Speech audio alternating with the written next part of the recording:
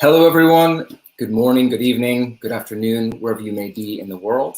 My name is David Adler. I'm the General Coordinator of the Progressive International. We're incredibly excited to have you back on the second session of our inaugural summit, Internationalism or Extinction.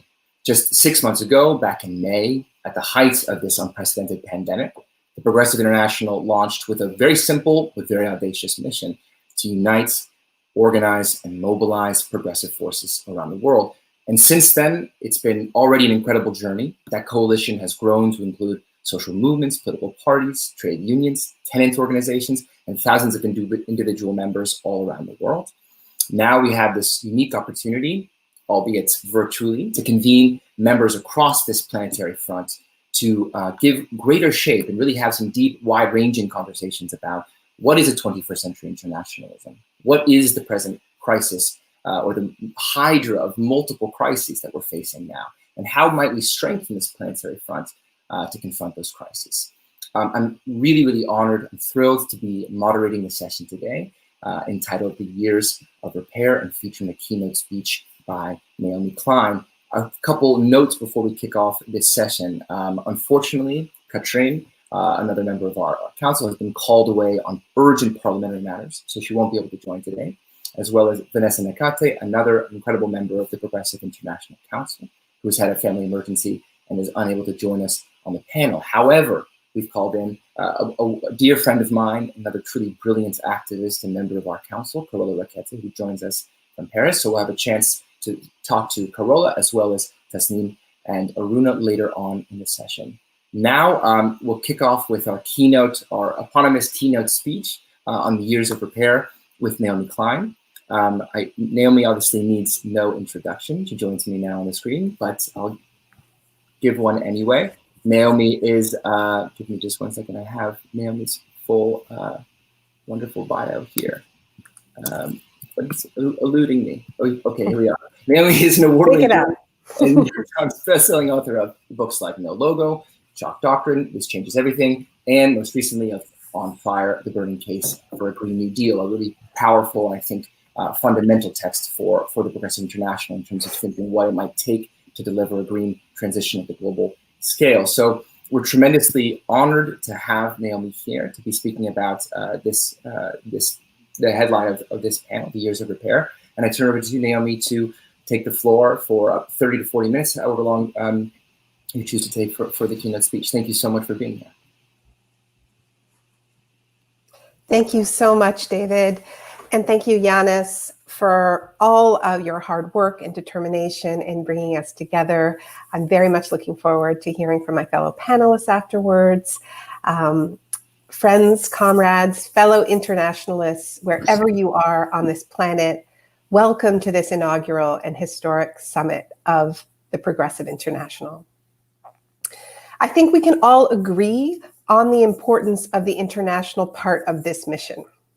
All around the world, far-right strongmen wield chauvinistic nationalisms and supremacist identities as their deadliest weapons, distracting and dividing populations so elites are liberated to hoard unimaginable sums of ill-gotten wealth.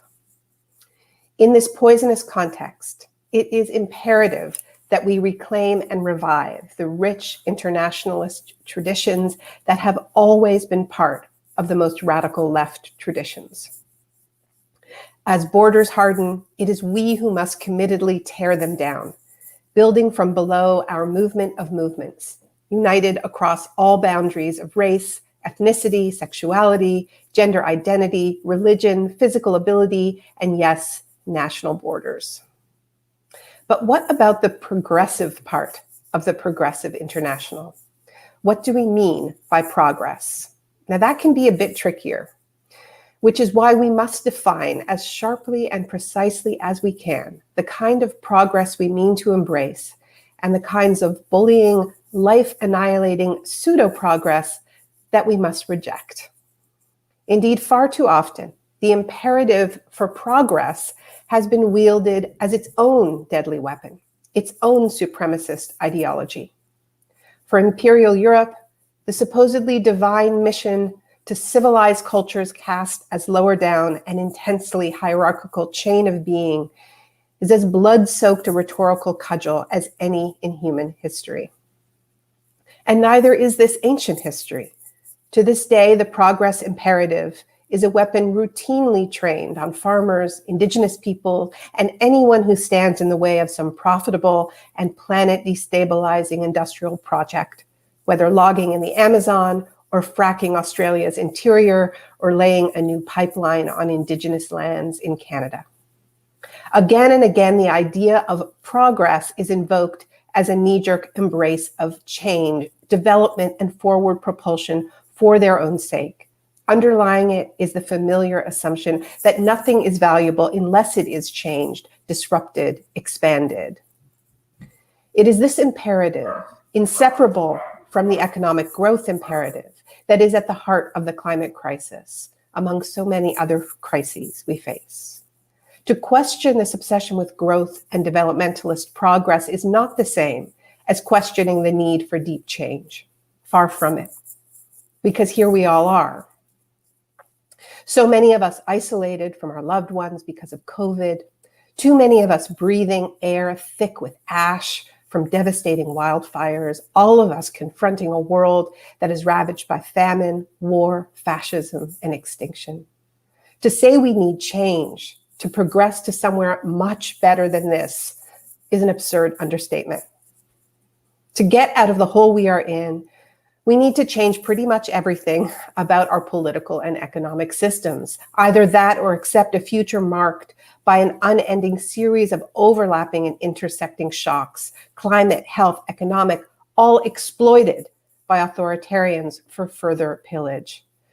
To put it in the language of my book titles, either we change everything to arrest climate disruption, or we are stuck in a rolling shock doctrine ad infinitum, each shock leaving our societies more robbed and ravaged than the last one. A global Green New Deal, a vision at the center of the Progressive International Project, is about choosing that first option, the option of deep systemic change. It grows out of many years of organizing and theorizing within the international climate justice movement in the global South and the South, in the North. Over time, it has gone by many names and under many banners. Just transition, system change, not climate change, a Marshall Plan for planet Earth, as Bolivia's climate negotiating team under Evo Morales called it more than a decade ago. It has been called Rights of Mother Earth, dating back to a historic convergence in Cochabamba. And 5 years ago, almost to this day, we in Canada kicked off a people's platform called the LEAP Manifesto. More recently, the idea of a global Green New Deal has captured the imagination of a new generation of young activists and insurgent politicians, successfully breaking down many barriers between left movements and developing a common vision that protects our common home while creating good green jobs and investing in deliberately impoverished communities. All of these projects share something in common: a commitment to getting off fossil fuels while building a far more democratic and inclusive world. They are rooted in the need to repair the damage done to the earth and still being done, and to make reparation to those whose land and labor were stolen or drastically devalued over the long centuries of plunder. But in these discussions of wartime levels of green mobilization, there has always been a tension. Because whether we call it a Green New Deal or a Marshall Plan for planet Earth, these are sweeping industrial projects that call for a great deal of speed, construction, and economic activity. They are, after all, about changing everything. Anything on that scale will, of course, charge up GDP growth, which in our society is intimately connected to consumption, which is intimately connected with pollution and the devouring of the natural world. Creating green jobs that pay a family-supporting wage is great and needed, but if all that income gets spent inside our wasteful consumer cycle, we will still be living in the sixth mass extinction, and we probably won't reduce carbon emissions fast enough. In short, we can call something green all we want, but on a planet as ravaged as ours, if we aren't tackling the fundamental problem of overconsumption among the wealthiest 20%, then we will remain in crisis. For a time, there was some hope that we could defer this tricky, sticky conversation, focus first on supply, building out that shiny new green infrastructure, the light rail and the renewable grids and the zero carbon housing. And then, once the jobs had been created and everyone saw the quality of life benefits, focused on the harder part, which is contracting demand, using far less energy, eating less animal protein, rationing air travel. Yes, the hard stuff. Now, that was never true. We don't have time for that kind of PR-oriented sequencing. We do have to do it all at once. And the good news, if there is any, is that COVID changes these calculations dramatically. First, because it's a lot harder to talk about rationing air travel when the skies are crowded with planes than when the airlines are in crisis and begging for new bailouts. Similarly, it's easier to talk about the costs of fast fashion when people are vowing never to get out of their sweatpants, or to talk about the benefits of shrinking the human footprint on the natural world when so many have so recently taken solace during these grim months from plant life and birdsong. If there was ever a time to have these hard conversations about overconsumption within our movements and in the broader society, about the things that matter and the things that most emphatically do not, it is surely now, when so many are questioning the lopsided priorities of their pre-COVID lives. Most fundamentally, it may even be easier, still not easy, to have that long deferred debate about growth as a measure of progress. Because here's an interesting thing about this novel virus. Every time our system returns to anything like business as usual, packing airplanes, flinging open universities, crowding workers into warehouses, seniors into for-profit care facilities, partying like it's 2019, we see new outbreaks, new deaths. It's September, and back to normal is spreading hand in glove with the plague. There will be school and parties and shopping, and every time quote unquote normal wins, the virus wins. When we heed the calls to get back to growth, that's when people die. It's just that simple. On the other hand, New Zealand's economy has contracted by a staggering 12%. And that is intimately related to the fact that it has seen only 25 COVID deaths since March. To put that in perspective, the US state of Ohio had 25 COVID deaths on Wednesday alone. If there is a bottom line, it may be this. When we speed up to how we were living before, so does the spread of the virus. When we slow back down, paring down our activities to only the most essential, being deliberate and careful, as in full of care, the virus slows down too. Our political leaders, centrists and rightists alike, almost all talk of being at war with this deadly virus, positioning themselves as Churchillian leaders doing battle against an unseen enemy. Certainly, there is much to be done, much to mobilize in order to save lives. But what if we embraced a different metaphor than that of the evil enemy? When I was researching the wreckage from Hurricane Katrina a couple of years ago, several Puerto Ricans I met referred to the massive storm that ravaged their islands, not as an enemy, but as our teacher. A tough teacher, certainly, but a good one, with many lessons to convey. Lessons about what matters in life, not stuff, but loved ones. Lessons about the true enemies the island faced, the pollution that made storms so much more lethal, the decades of austerity that made energy and health infrastructure unable to withstand those storms. For many on the island, Maria was a crash course in the lethal dangers of dependency on imported food and energy. It carried lessons about the benefits of food sovereignty, agroecology, renewable microgrids, and communication networks that connect neighbors even when the internet goes down. Ultimately, the hurricane carried cruel lessons about the total indifference to life on the part of the ruling class.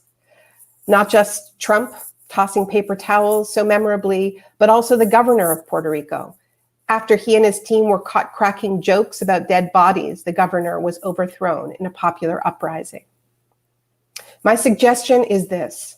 Perhaps we should take our cue from Puerto Rico and think about COVID in a similar way, not as an enemy to dominate, but as a particularly tough teacher, carrying important diagnostic lessons about how to live in times of serial shocks and crises.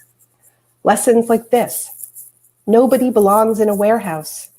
Indeed, wherever humans are crammed together at inhuman scales and inhuman ways, in Amazon warehouses, in prisons, in meatpacking plants, in detention camps on our borders, in factory-like old age homes, that is where the virus spread. It spreads where human lives are already being sacrificed, locked away, or treated as mere extensions of machines for profit. Another early COVID lesson: a lot of people who were told that their entire life that their labor was unskilled and eminently replaceable are our most essential, least replaceable workers. That is the labor that keeps society fed, cared for, clean, and there is huge power in that knowledge. More COVID lessons. As in Puerto Rico, community saves lives, checking in on our neighbors, shopping for the most vulnerable. Another lesson: humans don't belong in boxes, whether Zoom boxes or isolated single-family homes. It makes us miserable. All the research has shown that we are becoming more lonely, anxious, depressed. Community is our best technology. To get through crisis, we must find our people, our pods, our bubbles, our packs, our tribes, and have each other's backs. Another COVID lesson: attacks on nature come back on us. That's why we are getting more and more of these diseases hopping from other species to our own. They aren't attacking us, we are attacking them. To be healthy, we have to respect the rights of the more than human world, to their rights to exist and have their homes. On the other hand, isn't it interesting that as soon as lockdowns lifted, so many of us who were privileged enough to have stayed home, many of us didn't rush to go shopping. We flocked to parks and trails and beaches. Some part of us still knows that nature is medicine, and the science backs this up. COVID spreads in stale indoor air. Being outdoors, reconnected with the natural world, is how we stay healthy. None of these are new lessons, of course. The wisest among our species have been trying to get us to pay attention to these lessons for a very long time. But sometimes it does take a crisis to get people's attention, especially when we are also busy moving at the velocity of late capitalism, a system that has systematically waged war on the fabric of our communities, on the essential work of care, and on the natural world. Which brings me to what may be the most important COVID lesson of all: slow down. Slow down to stop the spread, yes. This is a virus that strikes us down whenever economic activity speeds back up and whenever we go back to that crisis known as normal. But that is not the only argument for slowness, because many of us have also discovered that when the roar of capitalism as usual begins to quiet a little bit, when the velocity of a society addicted to perpetual growth and speed for their own sake is forced to decelerate, interesting things start to happen. There is more space for care, more time for relationships, for noticing the state of our natural systems and our place in them. More capacity, I would argue, for feeling a great many repressed and suppressed and denied emotions, including grief and rage at terrible loss and injustice, even when it doesn't seem that that injustice directly impacts us. Some call it empathy. I prefer solidarity. And I know that it is what capitalism has always tried to exterminate. When we are moving at the speed of perpetual growth and unexamined so-called progress, endlessly climbing that ladder to nowhere, there isn't much time for these kinds of inconvenient feelings of solidarity. No time to think about who makes our stuff and where our trash goes and what our wars do, domestic and international. No time to question on whose stolen land we stand. Certainly no time to look back at the crimes of history that took us to this place and attempt to make things right. We are in the midst of the deepest and most sustained public reckoning with white supremacy and the racist underpinnings of modern capitalism, what Cedric Robinson termed racial capitalism, than at any point in my half-century life, which is not to say it is anywhere deep or long enough. There is no one answer to why this reckoning is happening now, when it could have happened and should have happened so many times before. And there are many factors that led up to this moment. Still, it can hardly be a coincidence that we are in the midst of a pandemic, one that has forced us to confront so many of the brutalities of business as usual and shown how race is a risk multiplier for a disease of this kind, as it is for every other large-scale crisis that we face. A pandemic that has exploded the capitalist myth of the individual as self-made island and exposed our porousness and our interdependencies.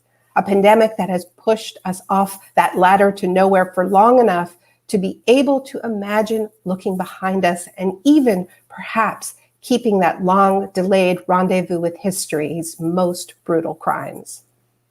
If COVID is our teacher, this may be its most crucial lesson. We may well be learning that slowness and deep progress, the hard and rewarding kind, are intimately connected. One may make the other possible.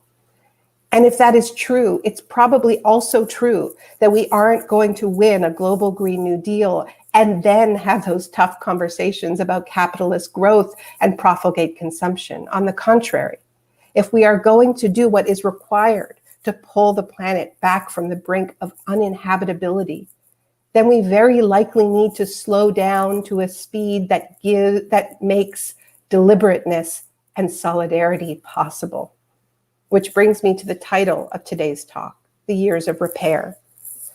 COVID, as many of it have observed, has been a great unveiling, indeed a time of unceasing and unsparing revelation. What it has revealed, laid bare, is a broken world. I have talked about some of that brokenness already, and you all know it in your experiences wherever you live on this broken planet. Our collective relationship to history, at least where I live, is impossibly broken, a quicksand of flattering and dangerous lies. The way we treat our fellow humans in the here and now, the lethal costs of convenience, are tied to that history and utterly unspeakably broken. The infrastructure of care, our hospitals, public schools, long-term care facilities, the places that are supposed to care for the vulnerable, these have been broken and broken again by decades of deliberate and organized neglect and the ruthless logic of capitalist efficiency that arrived hand in glove with privatization. Our information ecology, broken, too polluted to carry the most vital life-saving information. Our political class, well, we wouldn't be here if that wasn't broken too. And as Yanis has said, capitalism has devolved into something utterly unrecognizable from anything its boosters and theorists have claimed it to be. The super profits of the corporate world have nothing to do with anything being produced in the real world right now. For our billionaire class, this moment of crisis is not, as some have claimed, a Great Depression, but rather an insatiable great gorging as they feed on the entrails of this failed state on the poor and the sick. During the Great Depression, desperate bankers jumped from windows. During this great gorging, they jumped for joy. It is all so broken. And then there is the unbearable state of our natural world. The broken ice sheets, the burning forests, the rising and warming seas. I speak to you from a part of North America which has not seen the sky for well over a week. It is choked in smoke and the particulate matter of once majestic forests. Scientists report that south of here, migrating birds are falling from the sky, possibly in the tens of thousands, seemingly exhausted because there is no safe place to land. Of course, none of this should come as a surprise. Many of us have known for a very long time how broken things were, Many of us were born into that brokenness. But this is not a time for I told you so's. It is a time to open our arms in welcome and dramatically expand our ranks. More importantly, it is a time for urgent collective mission, for telling new, unifying stories about our common purpose. What is the point of an economy in 2020 with everything crumbling around us? What are we here to do? We, the humans who happen to be alive at this moment with the highest possible stakes, those of internationalism or extinction, as this gathering is called. I believe we are here to repair. Indeed, I propose that we think of this time we are living through as the years of repair, that we should let that imperative shape our collective priorities in relief, reconstruction, in our labor, education, communication, even celebration.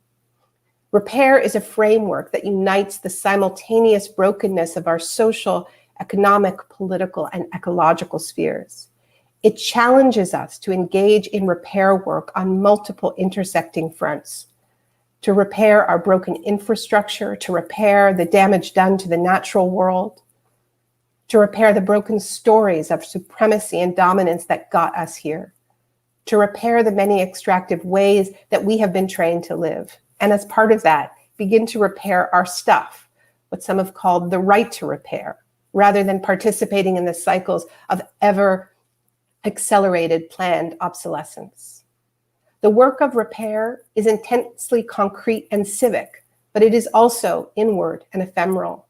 It is the practice of repairing or reconnecting dangerously severed relationships between the heart and mind, between individuals and communities, and between humans and the more than human world. So many false dichotomies and binaries need to be repaired.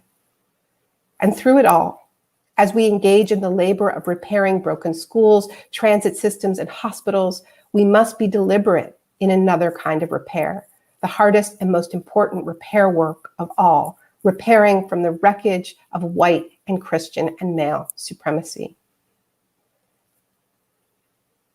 Connecting this repair work to the calls that have come so clearly from Black-led movements in the streets to defund the police and decarcerate the state and end the endless wars and move those resources to the infrastructure of repair, care, and regeneration. Part of a process of making reparation for slavery, legalized discrimination, colonial land theft, and so much more. These rifts, what is owed to the descendants of enslaved people the world over, what is owed to indigenous people the world over, have been left unrepaired for so long, left to fester and deepen, thus demanding ever more violent and supremacist ideologies to justify, or seemingly justify, these sprawling injustices. This is a history too long deferred. However, when we stop hiding from this work, when we have the courage to look back with open hearts to make amends, psychically and financially, that is when true collective liberation becomes possible. There is so much freedom and strength in no longer hiding from the truths that we know, from no longer lying.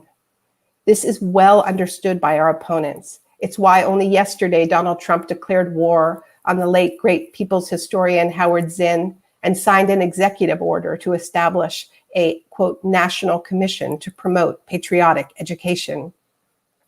So afraid is he by the power that we might rebuild on solid ground, rather than the historical quicksand of cheap patriotism and glorified imperialism. An ethos of repair can be our guide in a great many things, including the urgent question of how we should live with this highly contagious virus, with its sudden surges and staggering body counts. Because as we are seeing around the world, we cannot do everything we used to do, not without seeing more surges. But neither can we hide at home and wait for a vaccine, because isolation is its own crisis and the vaccine may be years away and there is no guarantee that it will come at all. So we must learn those lessons from COVID about how to live.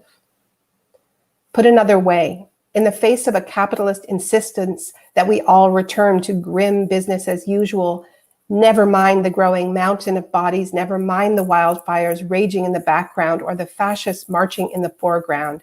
Never mind the lack of any kind of credible plan to address any of these crises. It is urgent that we develop and advance our own vision for how to live right now.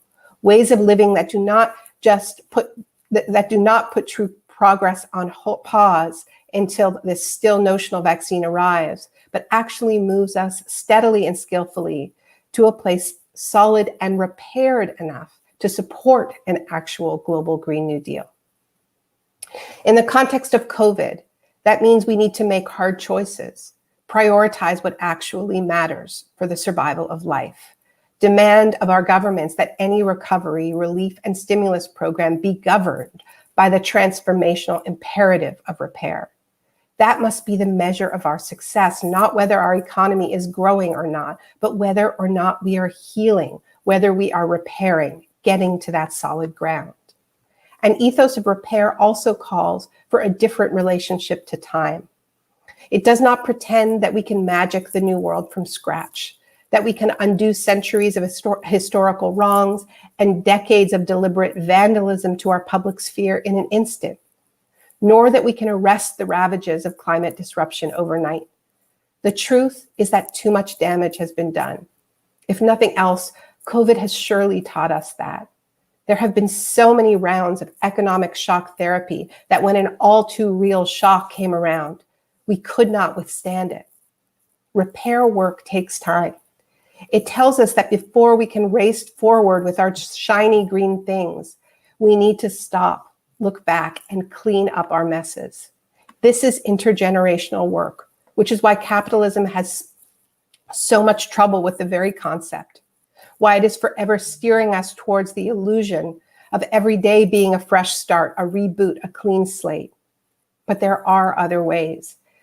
And fortunately, feminist, anti-colonial, and racial justice movements have been thinking about those other ways for a long time, figuring out what repair, reconnection, reparation, and true social reconstruction can and should mean, developing models that address multiple reparative needs simultaneously. Let's think about what that could mean in our present moment. Right now, parents, particularly in poor areas, are facing wrenching decisions between sending their kids to dilapidated, overcrowded schools with broken ventilation systems and windows that barely open, part of what Ruth Wilson Gilmore has described as systems of organized neglect, organized abandonment. Or they can keep their kids home, depriving them of connections with other kids, interfering with parents' need to work.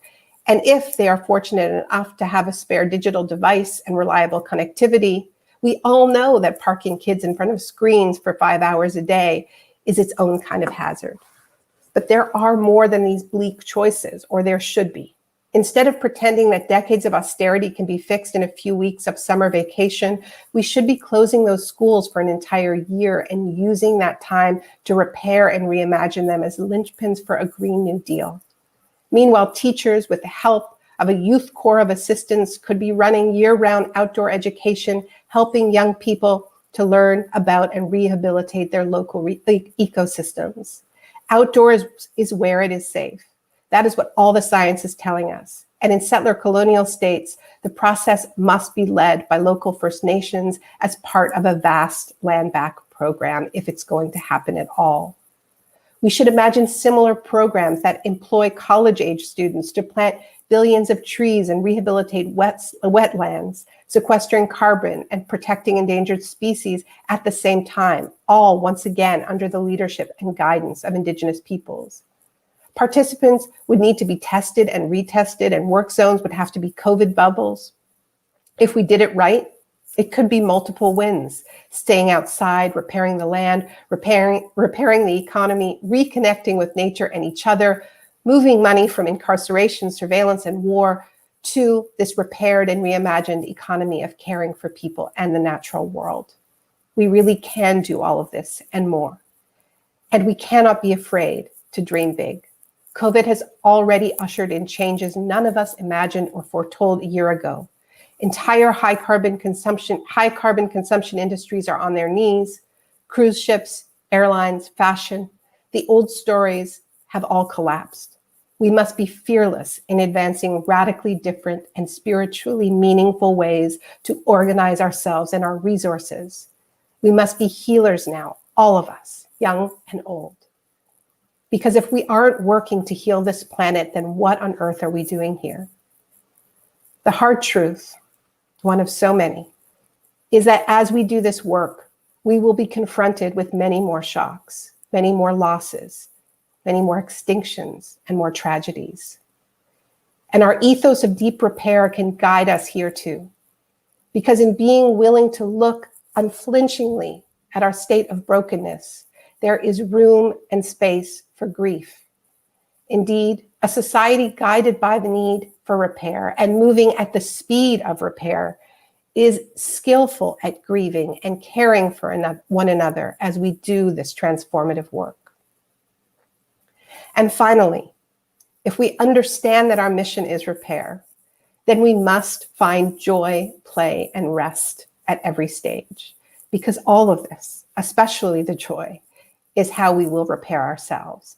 And that is what will keep us going during these long and rewarding years of repair ahead. Thank you. Thank you so much, Naomi. It was an incredibly powerful speech and a powerful reminder that as much as we're told that this pandemic is unprecedented, that it is this exogenous shock to the world system, that in fact it is more kaleidoscopic, that it's affecting the populations along fault lines that already existed in our societies of class, of race, and certainly of geography. And it's in that spirit of understanding that kaleidoscopic effect of the pandemic and how we might take seriously this call for years of repair emerging from it, that I want to turn to the rest of our panelists, really wonderful panelists who also hail from the Progressive International Council, to say a bit about what years of repair might mean for them in their respective contexts, geographically, as well as the areas in which they work. So I want to start out by bringing on Aruna Roy.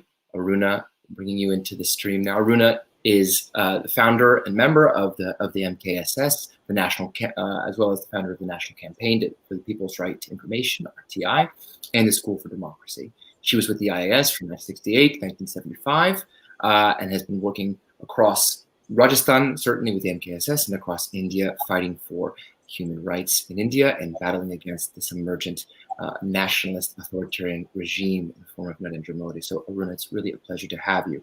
I want to introduce our other two panelists today as well. The first is Corolla Raqueta, who comes to us today from France. Corolla studied nautical science and is an environmentalist and activist. She's been working mainly on polar research vessels and spent 8 seasons in the Antarctic since 2016. She's been working really putting her activism into the realest practice I can imagine, saving lives on the Mediterranean. And we've been working very closely to build out this vision of what a global Green New Deal might look like. Finally, I invite to join us in the panel, Tasneem, who is another member of our Progressive International Council. Tasneem is Executive Director of the Climate Action Network International, ICANN. She served as in the first Democratic Parliament in South Africa and later in the cabinet. She has been an anti-apartheid activist for a very long time, a student youth activist. Now she joins us on the Progressive International Council. We're incredibly lucky to have the three of you present in this session and more broadly present in the kind of foundation of this initiative. And I'm curious to have a round of comments from all of you to hear about the reactions from Naomi's speech and what the years of repair might mean in the respective contexts where we live, work, and indeed, as Naomi said, where we play. Aruna, would you mind taking the floor and giving us, taking the lead with your reactions to this speech? Thank you very much, and thanks to Naomi. She gave us a very thorough analysis of what's happening with the environment. But I will go to another environment, which is the environment of poverty, of hunger, of not being allowed access to basic rights, of many countries in the global south that suffer from what we suffer in India and share similarities. What has the pandemic and COVID done to us? Actually, during and post the COVID, the fig leaf of respectability has been almost blown off many big democracies. which claimed the vote but denounced participation. What we're left with now is an unholy alliance between marauding capitalism and the political class. In these democracies, which have mocked actually the democratic principles and spirit and hollowed out governments, populist governments, which try to seduce innocent citizens, for the first time, the better off people in every country in the world have seen what happens to their very poor every day, every year, and for many years, all through millennia actually, that the poor have suffered. It's a very good thing, comrades and friends, that we are here together today. The answers lie with ordinary people and in all countries. It's not only mine, because they are the ones who spend years facing these problems. And they're the ones who take us out of COVID, as they have taken many of us in India, particularly out of this whole horror of poverty and unemployment. Because the NREGA or the NREGA program, which was brought together by very poor people, and by listening to them, had been denounced by the present government when it took over 6 years ago. But today, the only program that saves the poor and the unemployed in my country is this program of employment, guaranteed employment for 100 days per household, and 100 million people are employed in NREGA. 30% more demanding work, and they are actually doing, and I'm sure Naomi will be happy to hear, that they are doing natural, eco-sympathetic work. They are really working with earth, with water preservation. They are not denuding forests. They are not producing chemicals which have to be disposed of somehow. And the answers always lie with people. But what we are now fighting for basically are democracies in India, and I'm sure in many parts of the global south, which was named also in the beginning by the speakers. The democracy and civil liberties are being severely curtailed because of the nature of high-level finance, which has now started funding local democracies and local elections. They influence local policies. So governments are more and more under the control of international finance and less by the people. So what is happening is that though we vote them to power, they no longer represent us fully.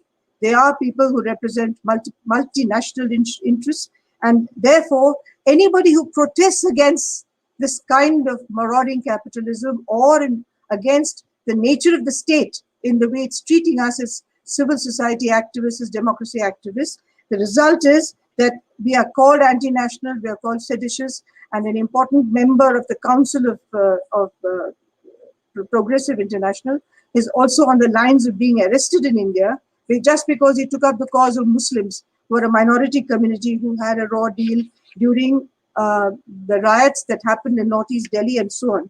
So totalitarianism and we have always been led to believe that totalitarianism is part of a different system and capitalism means freedom. But today we see a strange combination in which totalitarianism is part of capitalism, is part of a hegemonizing system, which really reduces people who are on the margins to extreme poverty.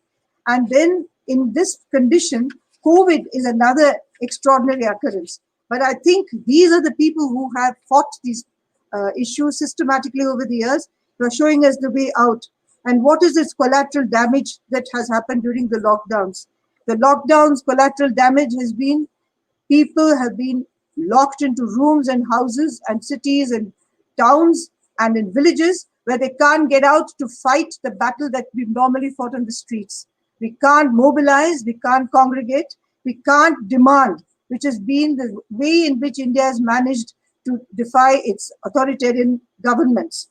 So preventing mass protest and mobilization and curtailing mobility. On the other hand, if you look at what has happened, Parliament has met for the first time after 5 months. For 5 months during COVID, Parliament did not meet, which meant that it rammed through laws and ordinances without due process and consultation, hitting at all people, but specifically the minorities. The minorities have now become second-class citizens in our country.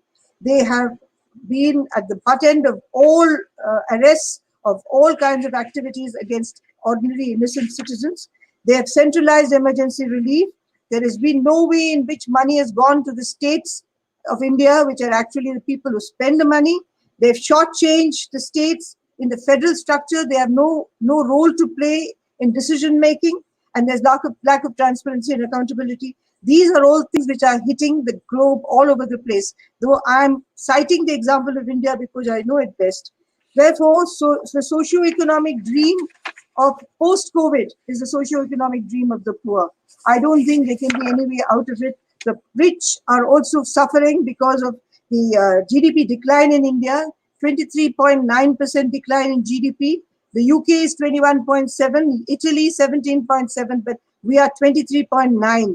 The unemployment rates have shot up. It's about 20%. It was above 20% in May. The top 10% of the Indian population holds 77% of our total national wealth. In 2019, the wealth of the top 1% increased by 46%, while the bottom 50% saw an increase of just 3% in their wealth. With this kind of rank disparities and with the kind of COVID and the effect of COVID, India is ripe for really strong action, and unemployment will mean hundreds and hundreds and thousands of young Indians out of work. Rations and food are critical. We are unable to access rations and food till we fought for and got millions of tons lying in the godowns, which were not distributed through the public distribution system. And these large-scale public works, which have to be extended like the New Deal, have not been thought of by the government, and who is reluctant. The government is reluctant to even consider extending the NREGA or thinking of a new program like the New Deal. Health, for instance, in India, 63 million people have been pushed into poverty because of healthcare costs every year, and 2 people are pushed into poverty every second. So you can imagine the devastation that takes place because of lack of access to health. We want actually public healthcare, and we need a global framework for this healthcare. It has to be something the global south and even the global north will have to think of, because we need public health to replace privatized health, and COVID has proved more sharply than anything else that we need this to be done. If you look at education, education has been in most countries centralized. Education has become controlled by ideology. It has refused to move out of its ambit of political control into a larger educational academic field. So the new generation that comes out of this academic training will be all warped. What we need is participatory democracy. We need an institute. We need to institute a wealth tax to tax the very rich. We need ordinances and laws which have been rammed through people to come back to them so that they can consider its ethics, its validity, and its relevance. We need to decentralize power. We need to empower self-government in institutions. We need a special economic program and a package to recover from COVID, which should focus on livelihoods, promote ecological resilience of communities, protect the urban poor and the migrant labor by strengthening workers' rights, protect labor laws, and provide social security cover through universal services. Economic package should be at least 10% of our GDP, without which nothing can happen. We have to assert our democratic rights. We have to fight against discriminatory action by the state.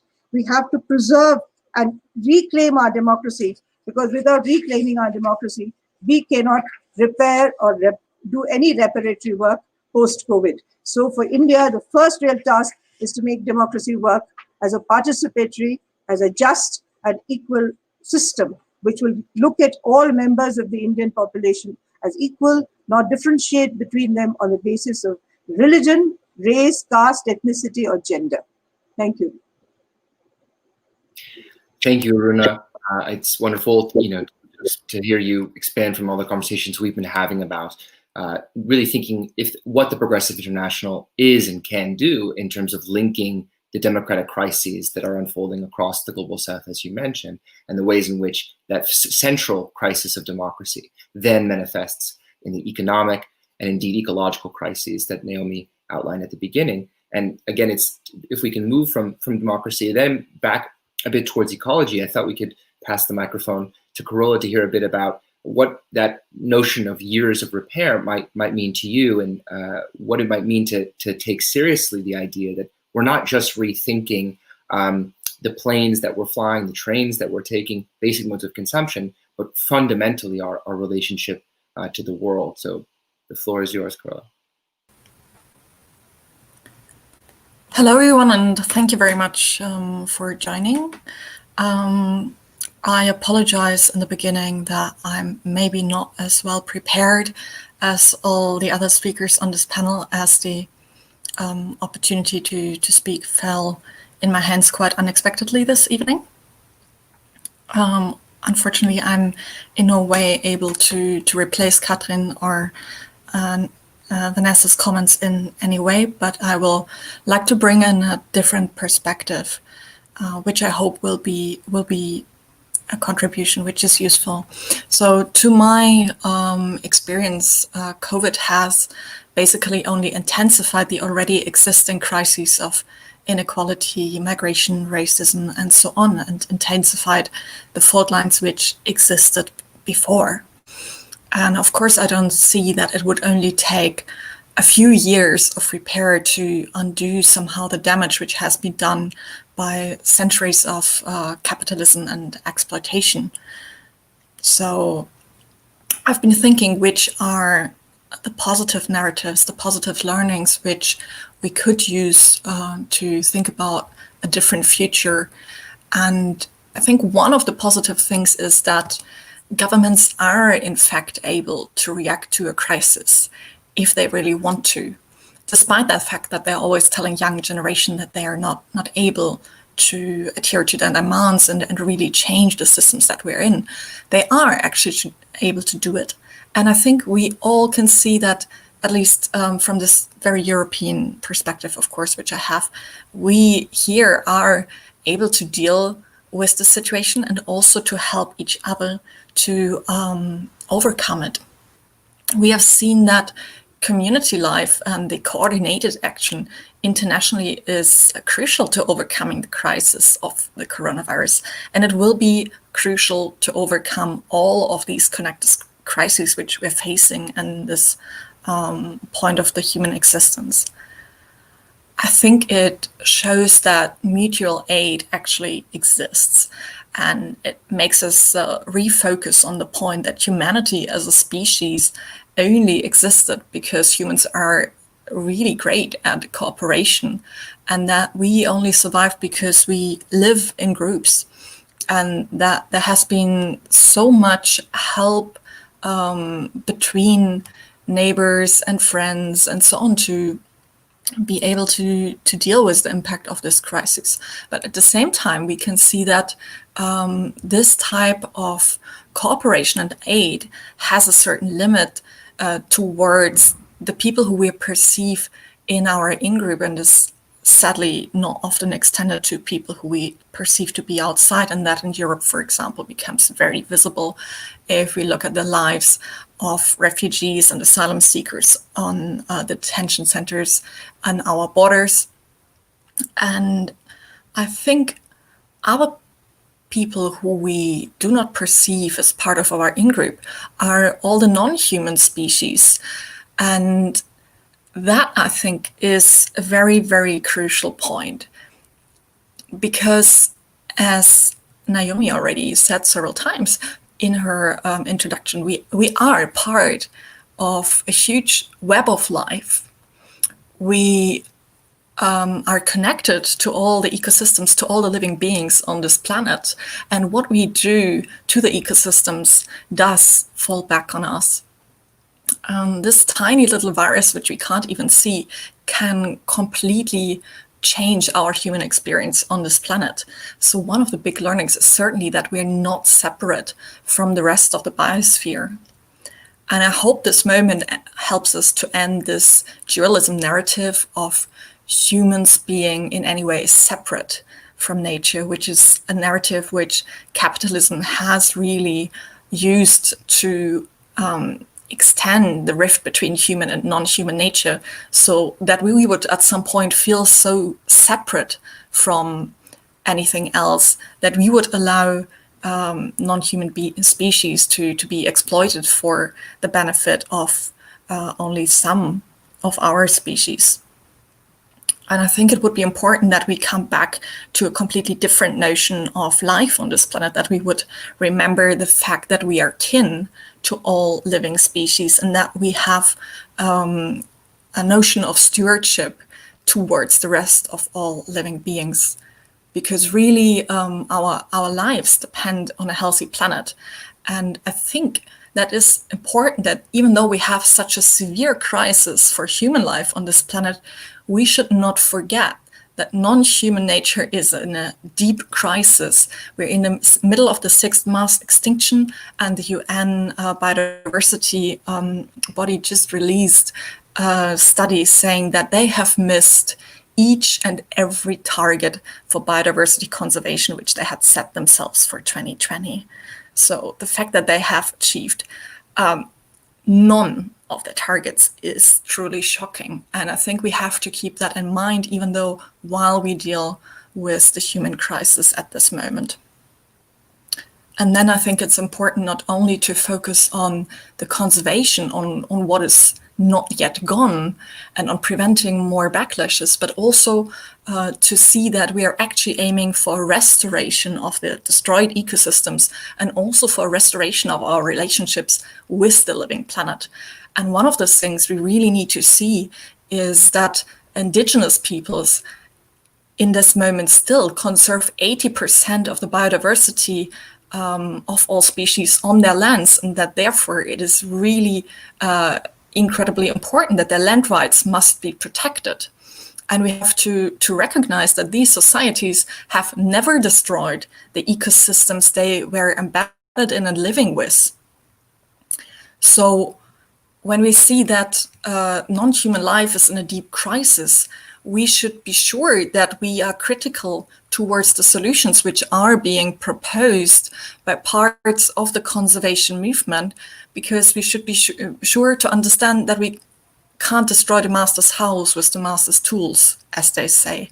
And in the UN, there are proposals at this moment to put 30% of the land surface under conservation protection, with the idea, of course, to improve the conservation of biodiversity.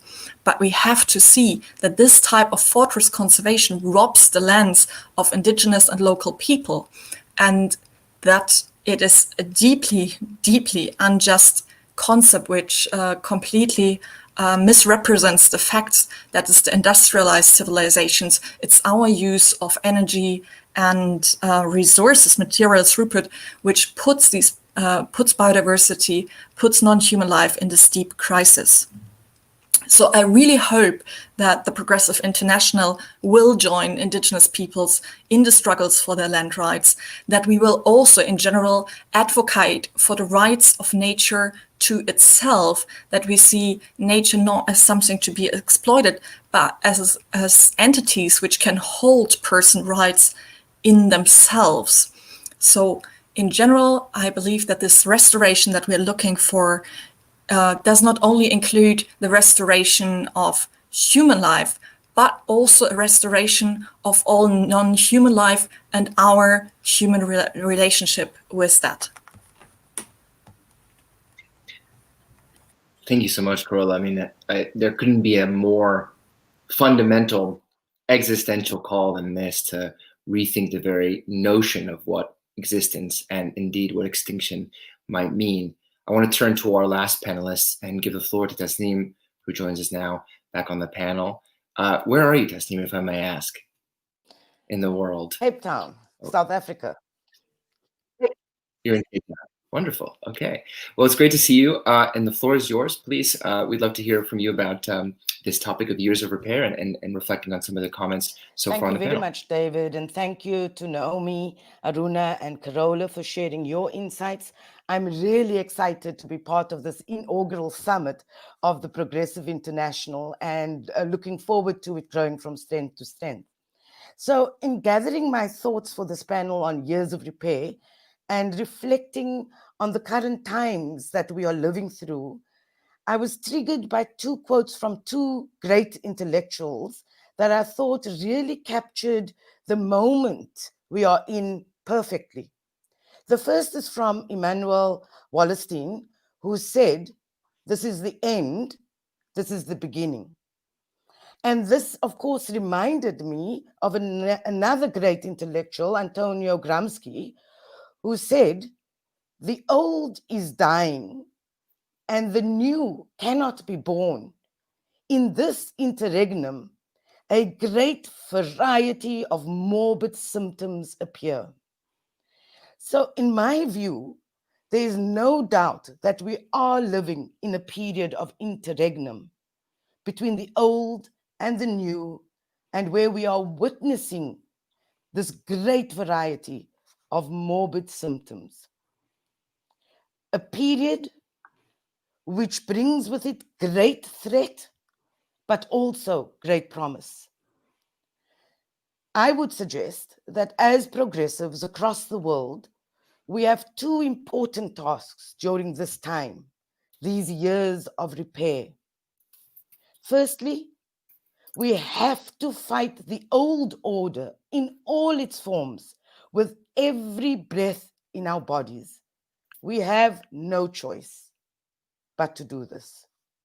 Secondly, we have to continue to plant the seeds for a new order through our ideas, through our actions, and through setting a clear vision for what that future can be. We recognize, of course, that in this interregnum and in this period of the convergence of multiple crises, we have immediate threats that we need to deal with and fight. I would like to just highlight two of them, and it links to the work that we do in the climate movement. The first is, of course, we are now facing governments putting plans together for their COVID recovery. These economic plans, or called stimulus plans or packages, which can cause immense danger. Trillions of dollars will be spent on these economic recovery plans, much of which will in effect lock us in to the old order. Already we are seeing that many investments are still going into promoting and continuing a fossil fuel-based economy. And so this presents a real and present danger, and we need to take this head on, and we are. We have to be fighting for an equitable and just recovery for all. The second big challenge and struggle that we need to fight, of course, is the fact that we, and all of our speakers in this panel and before have mentioned this as well, of course, is the rise of right-wing populism, autocratic and fascist governments who are actually waging war against their citizens. And we cannot, as progressives in the world, allow this to continue.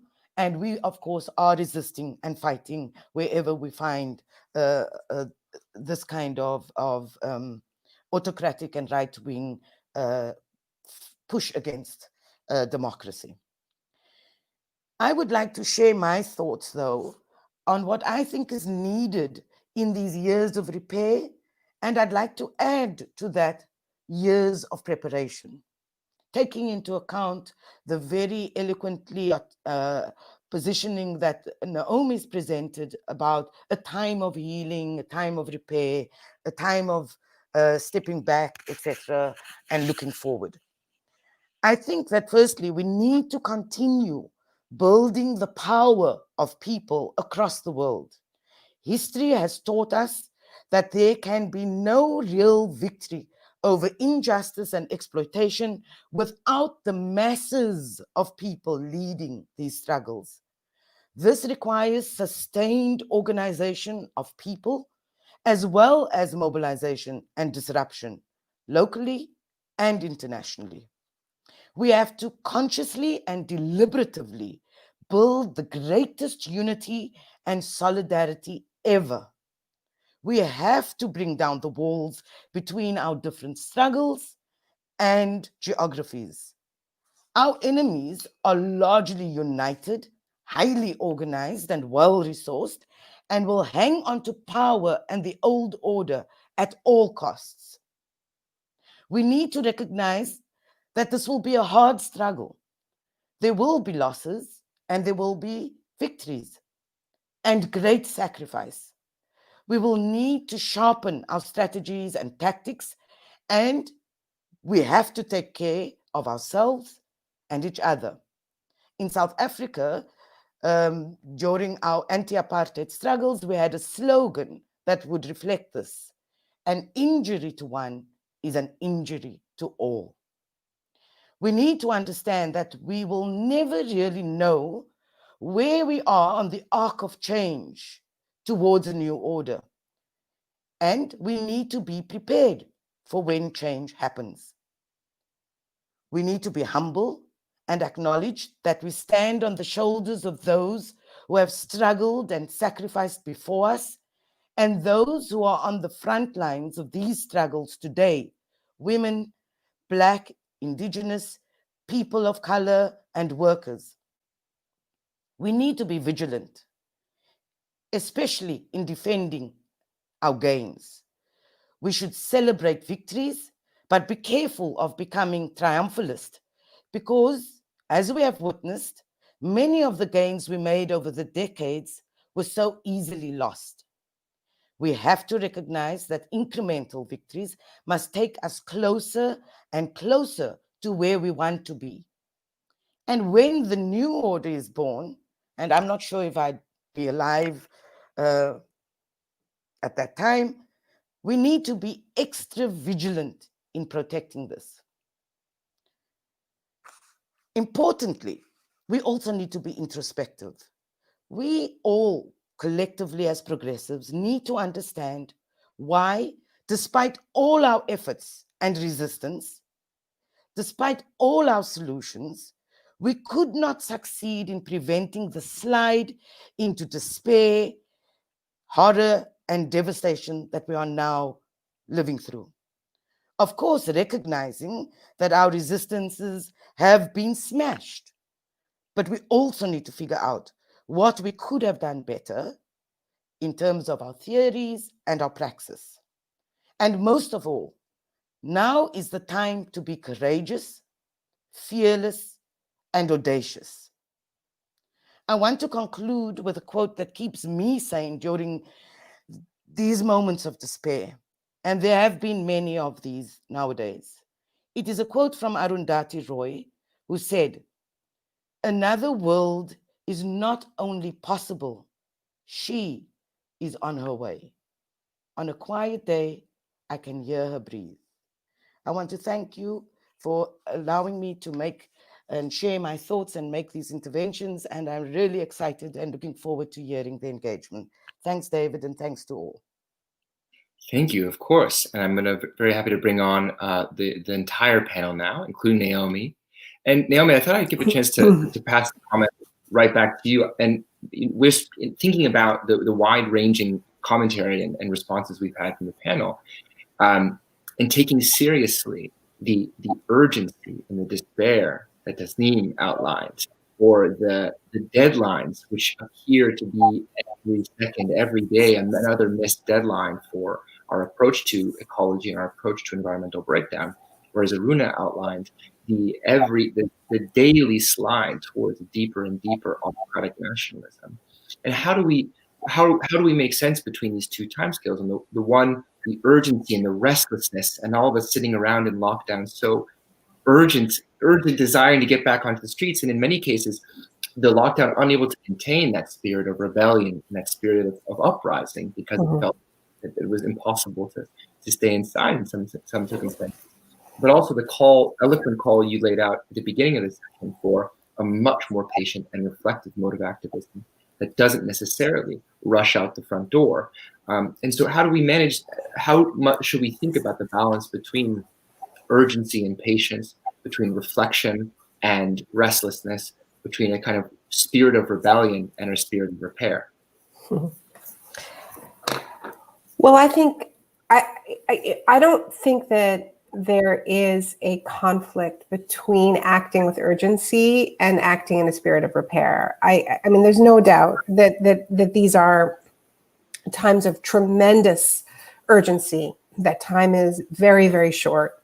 And as Aruna underlined for us immediately, that this is first and foremost about hunger, about desperate need right now.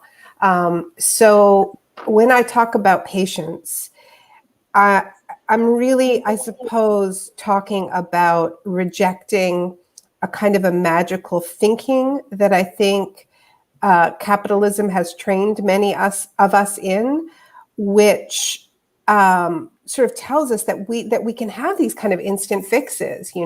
Like in New York City right now, the schools haven't reopened, which is just a concrete example. Okay, obviously a North American example, but these schools have been so systematically neglected, and there's a huge disparity between the schools in overwhelmingly white neighborhoods where wealthy people live and the schools where predominantly Black and brown students go to school.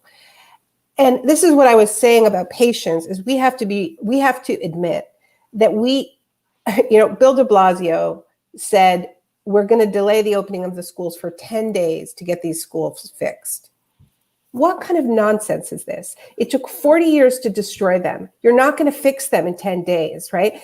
And the teachers are desperately trying to warn the community and say, this is not safe, right? This is why we need to think about other things we can be doing. And so it's that sort of capitalist logic of, we have to reopen, we have to fix it right away, we have to pretend that we can do this instantly.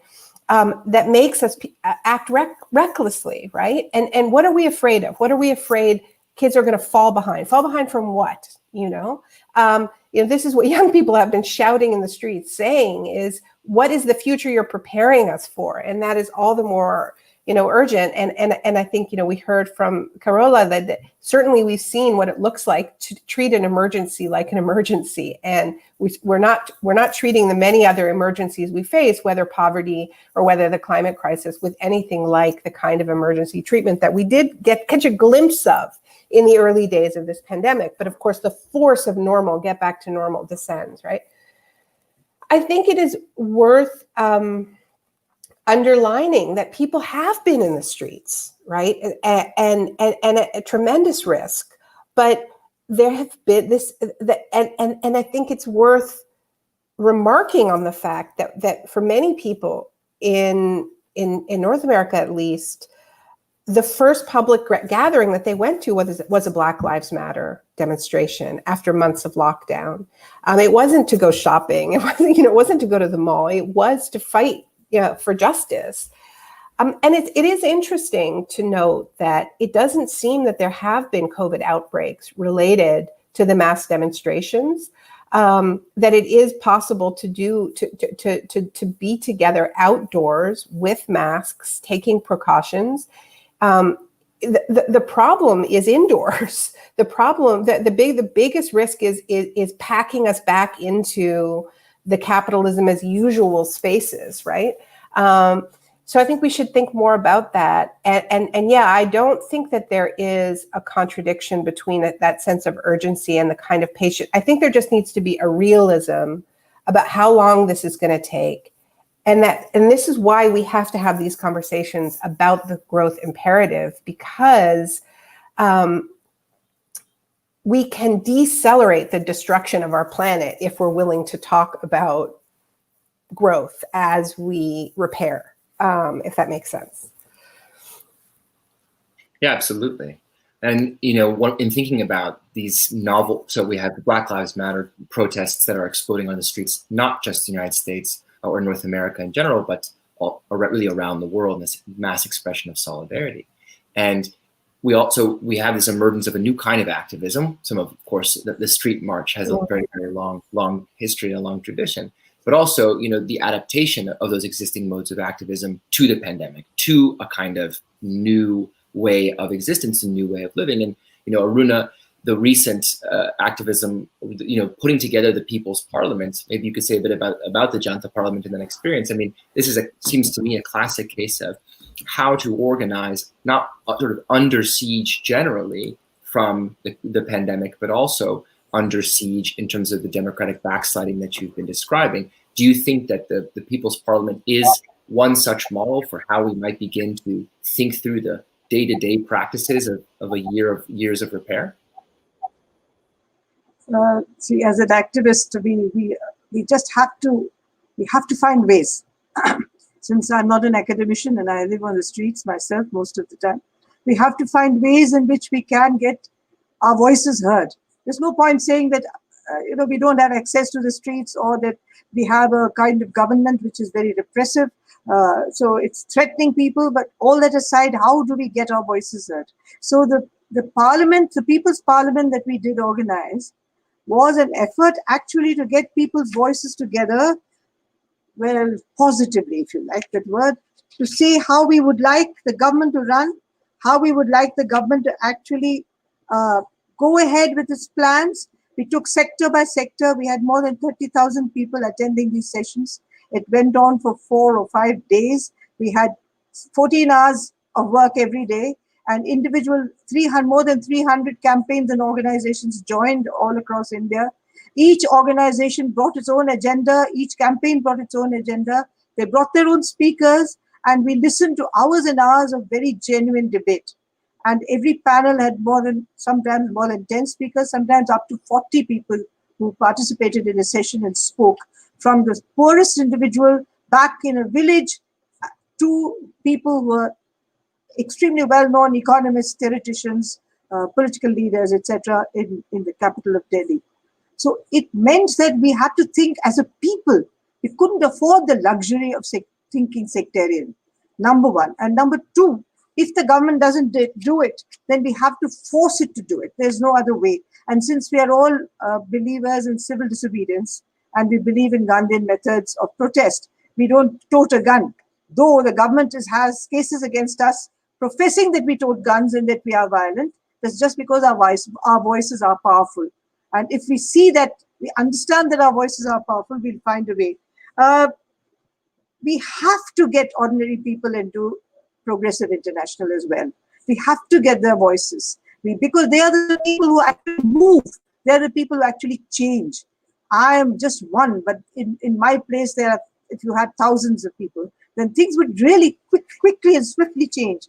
So if it's internationalism or extinction, in that internationalism, we'll have to understand that there is complexity, there are textures, there are layers, there are different kinds of cultures, there are different ways of communicating. We'll also have to bring in the plurality of it.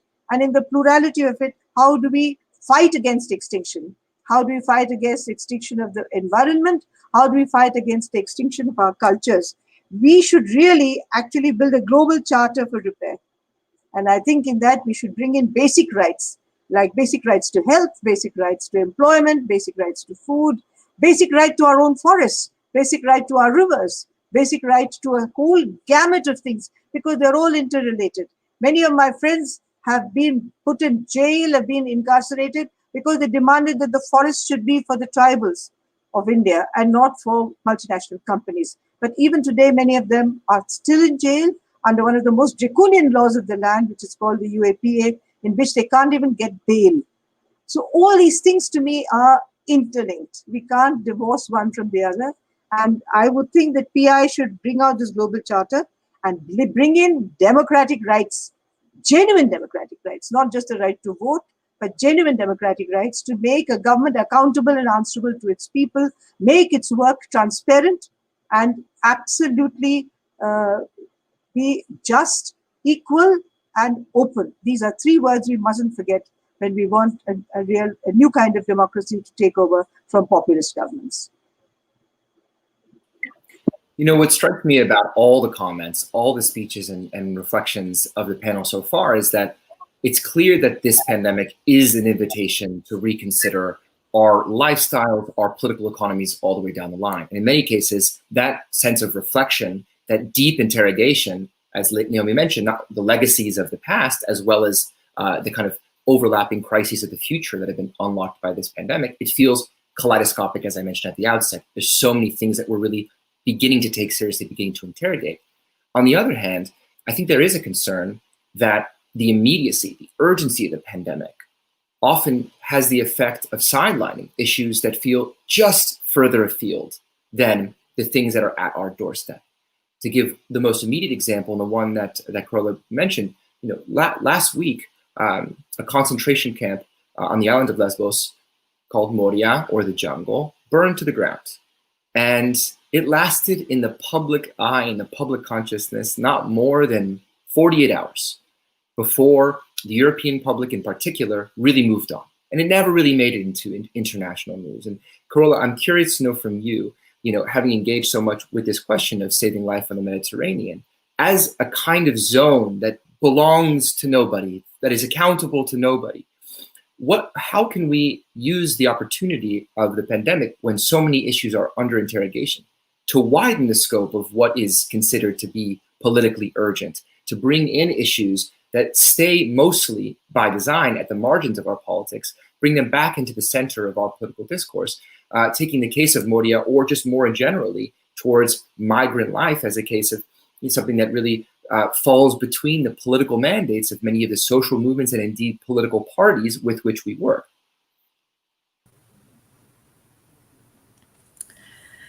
Well, first of all, I think I disagree with what you say, because, the burning of the camp wasn't an international scandal, but on the same day, we had 40 solidarity cities organizing protests in Germany for that evening. The demonstrations are actually still going on this weekend.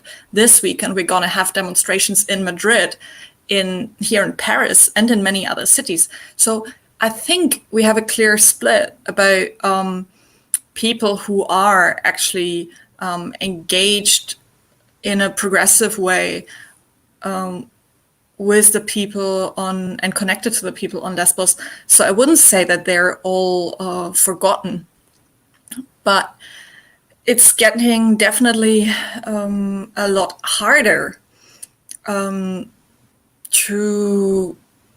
bring practical aid to them. But I mainly want to point out that the civil society is actually there. The EU has announced that it will change Dublin. Whatever they are proposing is something which we will really have to keep the engagement of the people with, to see what they will come up with. That's part of the struggle. But I just really want to say that the civil society is really engaging with it, and I do not think that the people in Lesbos have been completely forgotten by everyone, but I think they're less visible because people tend to focus potentially more on their own issues. Nassim, I'm also, from your vantage point at ICANN, I'm curious to know, how this question, we've got fires burning in my home state of California, where the issue of climate refugees no longer seems like something that's happening on a foreign continent, but all of a sudden people are being displaced in cities like, San Francisco, Oakland, etc. I'm curious to know, if we're to take seriously this idea of broadening the mandate that comes along with this pandemic from just the immediate issues of, providing for basic needs to a more fundamental reconsideration of our societies. How might we, or from your vantage point at ICANN, this issue of climate refugees and issues that might fall slightly between the remit of a political party, for example, how might we take that seriously in these years of repair? Thanks, David. I think that, this period also, through the pandemic, as many have already said, basically laid bare all the fault lines in our economies and society. And what has been quite exciting about what, the kind of, Naomi, I think you used the word that it's a teacher.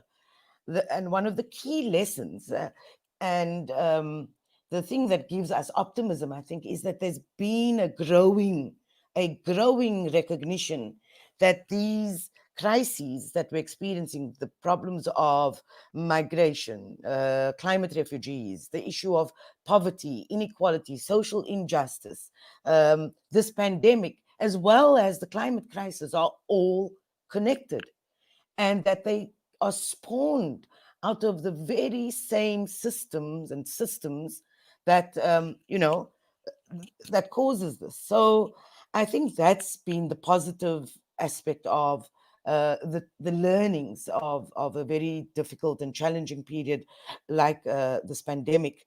And so our organization, using these learnings, are fighting on a number of fronts to deepen that recognition of the convergences.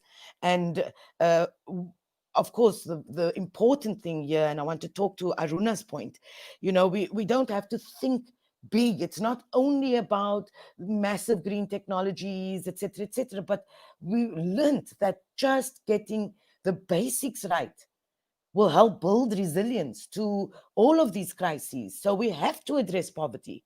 We have to address inequality. That means better, affordable, accessible healthcare systems, clean water and affordable, accessible food sovereignty, etc., etc. So I think that's been the other learning in this period, that we don't only have to focus on the big solutions, that we really importantly have to pivot quickly to build the resilience of those who are most vulnerable.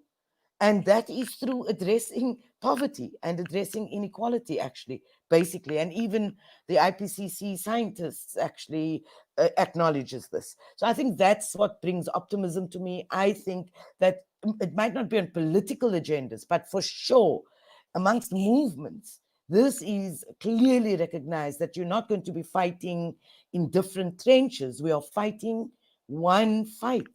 And that's why I called for that kind of breaking down of the walls. So, we've had this call for a global charter for repair. And Naomi, I want to give you the floor to close out the session here. What do you think about this idea, or how might it intersect or relate to all the work you've been doing to put forward a concept of years of repair?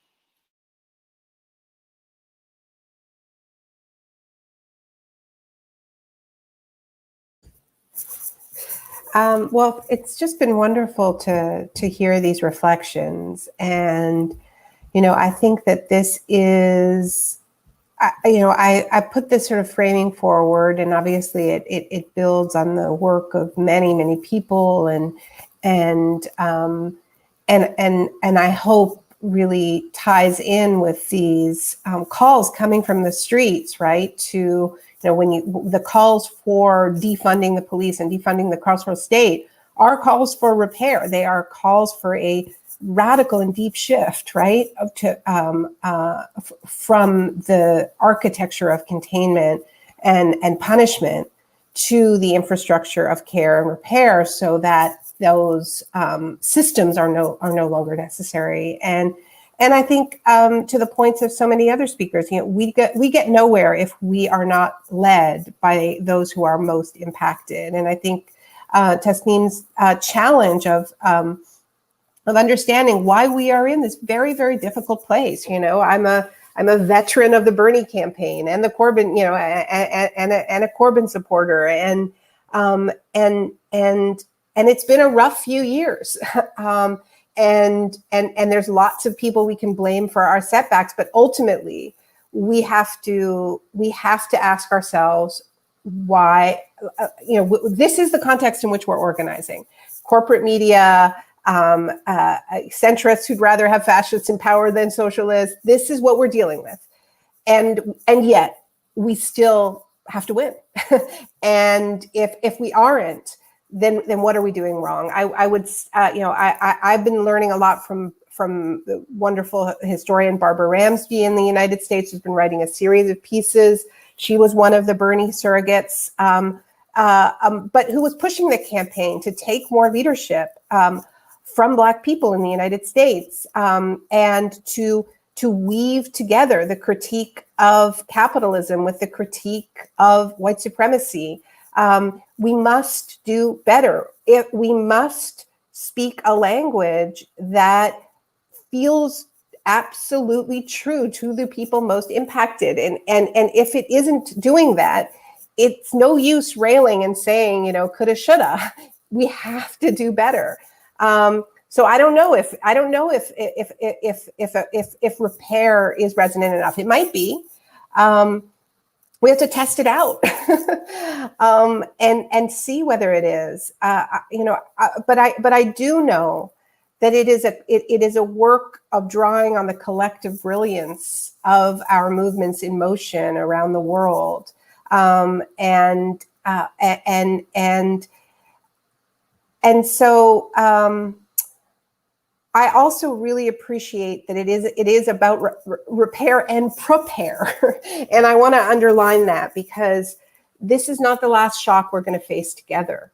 And ultimately, all of this is about how we are going to live together as humans on less and less space, both because we need to rewild the world if we're serious about sharing this planet with a more than human world, and we're serious about learning the lessons of COVID and what it means to devour so much more wilderness and have these diseases jump from animals to humans.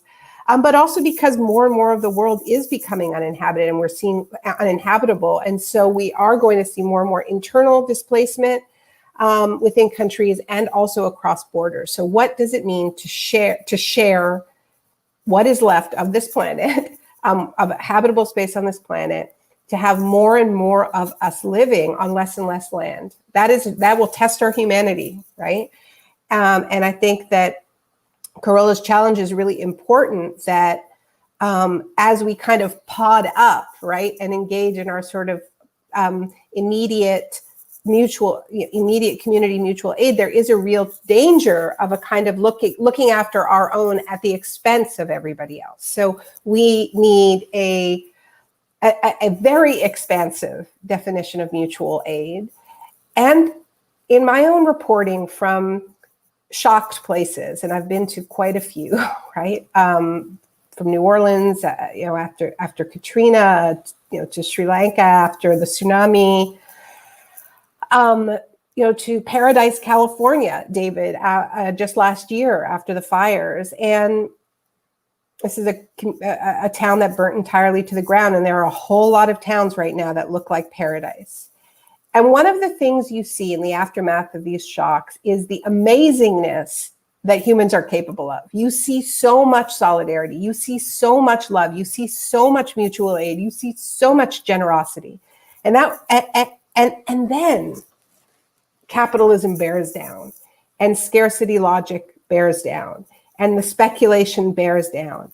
And that original impulse dissipates because we don't have the infrastructure that allows it to thrive. So if we think about what our job is, right, those of us who have a luxury to think about these things, is what is the infrastructure that allows that initial impulse to help each other, to open our homes, to feed each other, to love each other in these moments that so many of us have been living through. What is the infrastructure that allows us to be the way we live all the time, and not just in those little moments that open up, and then we all get pushed back into our boxes? So that, I feel, is one of the jobs ahead. The other thing I'd just say is I just want to do a little plug for a little movie that we're going to be rolling out in a couple of weeks. It's a sequel to our Message from the Future with Alexandria Ocasio-Cortez that's tried to tell the story of the Green New Deal. This one is Message from the Future 2. It tells it differently with multiple voices. It's much more global, and it's called The Years of Repair. And we're really excited that we've tried to pull together a coalition to roll this out, and we're excited to work with Progressive International on this as well. And it's based on the idea that art is part of this, opening up our imaginations and helping us imagine a non-apocalyptic future. Because I think part of what is happening now is the apocalyptic narrative is so deep. is so hardwired. There is this idea that there is redemption in it, right? And that some chosen few are going to survive this. And perhaps that's all to the good. And I think that is part of why, it's a bigger part than we want to recognize of what is animating some of our leaders right now, an apocalyptic imagination that is incredibly toxic and violent and supremacist. And it is alive in India. It is certainly alive in Trump's America, and we need another kind of imagination. And there are many people who have kept another kind of imagination alive, who have lived through apocalypses and protected it, like saving seeds. And we just have to do everything, I think, to amplify those stories, even as we struggle, even as we take care of each other, even as we repair our relationships. It's tough. We need to do a lot of things simultaneously, which is why we need so many people, because this isn't anything that a small group of people can do on their own. This is mission. This is a moment of collective purpose. And that's why I said we can't be afraid to really, really ask a lot of ourselves in a moment like this. I think people are ready for that. And I think one of the things about surviving a moment like this is it does ready us for a vision that makes more meaning of what we've been living through than just, okay, everybody go shopping again. That's not enough. It's not enough.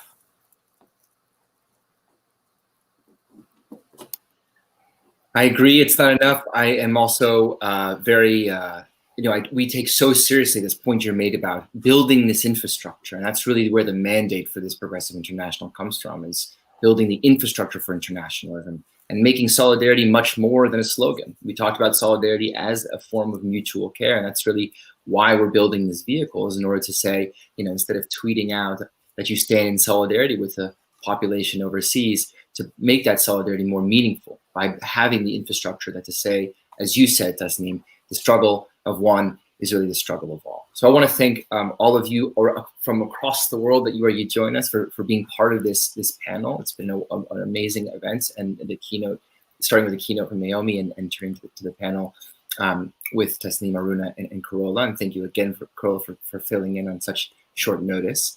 I want to let everyone know that in just 25 short minutes, we'll have another amazing event with a keynote from Noam Chomsky, followed by a panel with Dr. Cornel West, a new member of our council. Nanjala Nyabola comes to us from Kenya, and John McDonnell joining us from the UK. So this inaugural summit will continue to go on. We hope you join the Progressive International, consider donating to the Progressive International. We'll have events on across this weekend, but most of all, I want to thank the four of you for making time today on this Friday. And I hope that you have a wonderful afternoon or evening. Aruna, looks like it might be quite late where you are. So I hope you have a wonderful evening, and I look forward to speaking soon. So take care and hope to see you all soon. Bye, everyone.